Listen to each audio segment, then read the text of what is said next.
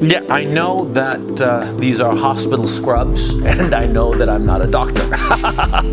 Yeah, but they're so convenient because they have this little side pocket for my pens and my glasses. Yeah, they're great.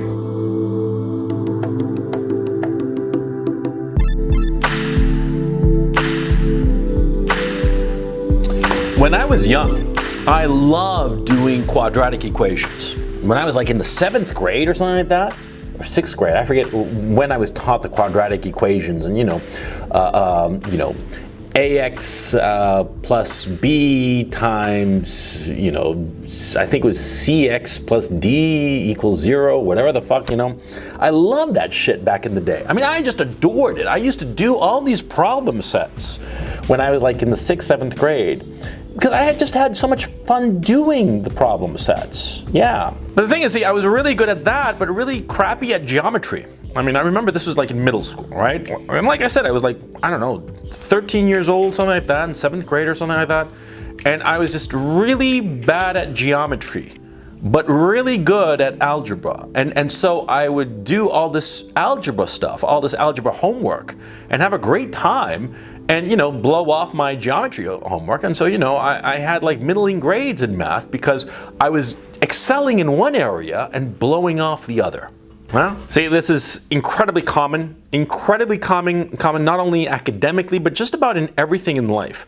We naturally want to do the things that we enjoy and or excel at, okay? We want to do that activity. And of course, as we do more of that activity at which we enjoy or excel at, we get naturally better at it because we're practicing it more, of course, right? And as we practice it more, we get better, and it's just, this positive feedback loop, which is great, right? Well, yes, up to a certain point, see? And what's that point? Well, see, it's the point at which you become unbalanced. The point at which one area of your game, insofar as whatever activity you're doing, one area of your game you're really good at, but the other areas, plural, of that same game you kind of suck at. You see what I'm saying? Think of it like basketball. You know those guys who are just fantastic at the layup, right? I mean, they're just fucking brilliant at the layup. And they practice the layup and they're just great at it, but when it comes to the free throw line, they suck. They stand at the free throw line and, they bounce the ball and they look at the basket and they're like, and, air ball or whatever the fuck, right? I mean, they really suck at it, but, they're brilliant at the layup. And so what do they do during practice time? They do more layups, the fucking morons. Yeah, they do more layups. And then in the game, when they have to go to the free throw line, what happens? They fail. That's what happens when they go to the free throw line. See, that's why you have to practice that which you are not good at. In whatever activity you're doing, you have to practice that thing at which you are weakest at, the thing that you suck at. Okay, taking the basketball example further, right? Yeah, you're good at the layup, you're good at whatever it is, rebounds, fine. But you have to go and practice at the free throw line. That's what you have to do during the practice time that you have on any given day. Fuck rebounding, you're good at that. Fuck the layup, you're good at that. The free throw, you gotta go and do that. And that is hard. Why is it hard?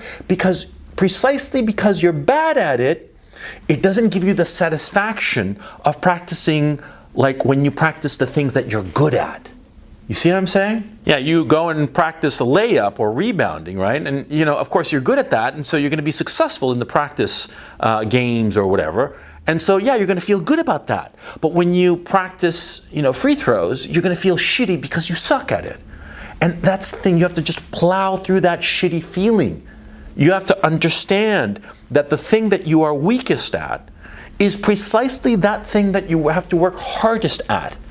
And of course, I'm just talking about basketball for this example, but it goes for everything in life.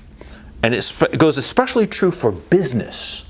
Absolutely, because you see, there are so many guys who are, say, fucking brilliant at marketing, but who cannot read a spreadsheet to save their lives. Oh yeah, there are guys who cannot read a corporate balance sheet. They look at it and for them it's just, Chinese hieroglyphics. I mean, for them it's just indecipherable. I mean, they're great at sales, But when it comes to the minutia of finance, they're adrift, they're weak.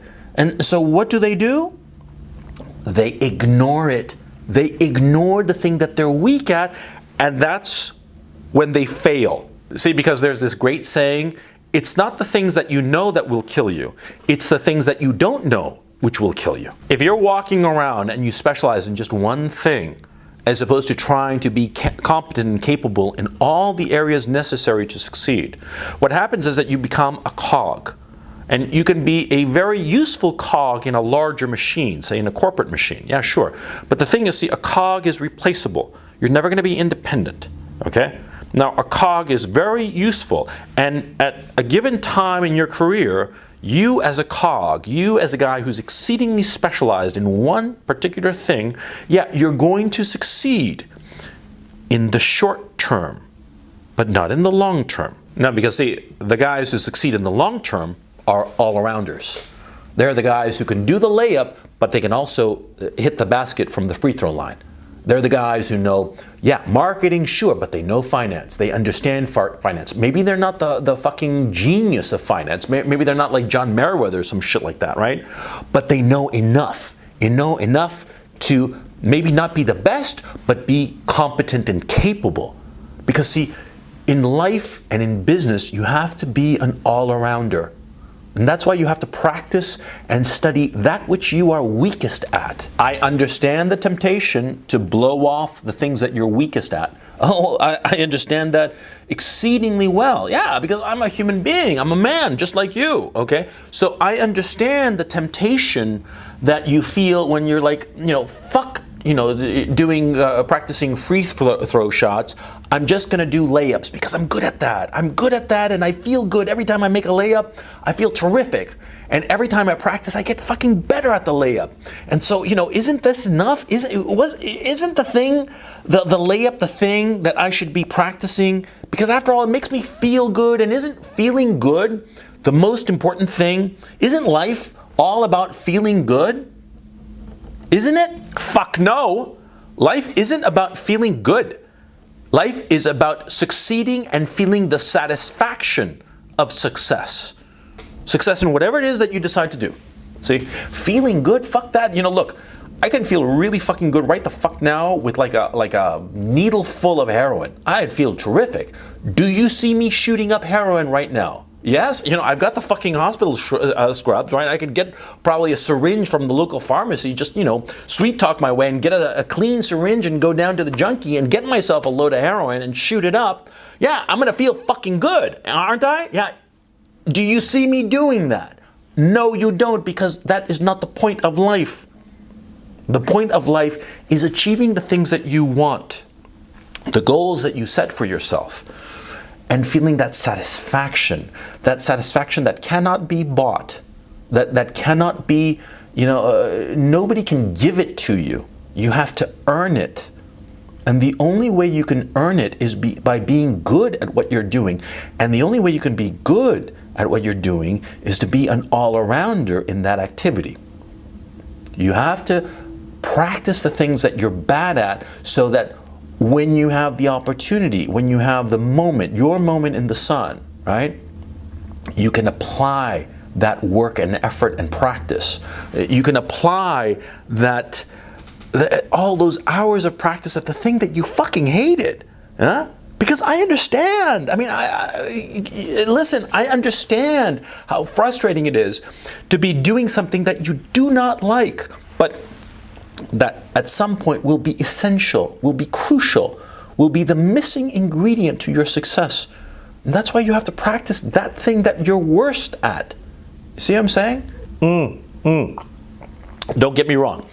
I'm not saying that you have to be like some fucking masochist and do the thing that you hate and despise and just in case. No. I mean, like, when I say practice the thing that you're bad at, I'm saying, figure out the areas that you really need to be more or less competent in, that you're weak at currently, and go and do that and be good at that, okay? I'm not saying, master something that you suck at and is not really important to your activity. You see what I'm saying? I mean, like, fuck it, I suck at basketball. Do you see me fucking, like, practicing layups or fucking shots from the free throw line or some shit like that? No! Okay? Because I don't need to be good at basketball, okay? I don't need to be good at the layup or at the free throw line. I was actually good at rebounding. That was the only thing I was good at. But, you know, basketball is just not important in my life as a man. So you see what I'm trying to say here. You got to recognize what's important and what's not.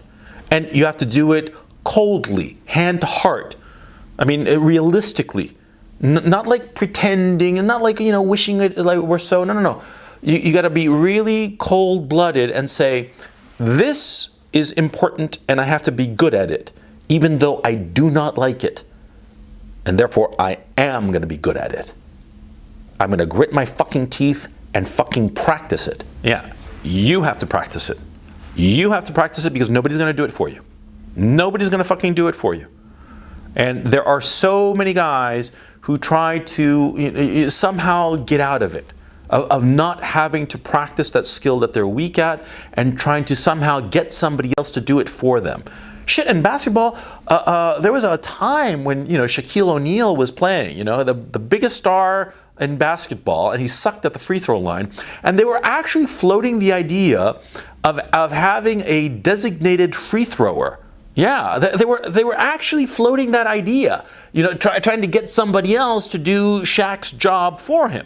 Yeah, I remember that. This was like the 90s or some shit like that. And it was an idea that was floated for a bit because, yeah, the guy, he sucked at it. He was good at everything else except throwing from the free throw line, right? And so he wanted to somehow kind of like get out of it. No, you can't do that. I mean, they couldn't even, they didn't even let Shaq get away with that shit. You think that they're going to let you get away with that shit? Fuck no. Just fucking grit your teeth and get it over with. Grit your teeth and fucking practice that thing that you hate. Yeah. Because like I said in the previous video, I think, you know, life is, you know, tedium and misery for the most part. Yeah.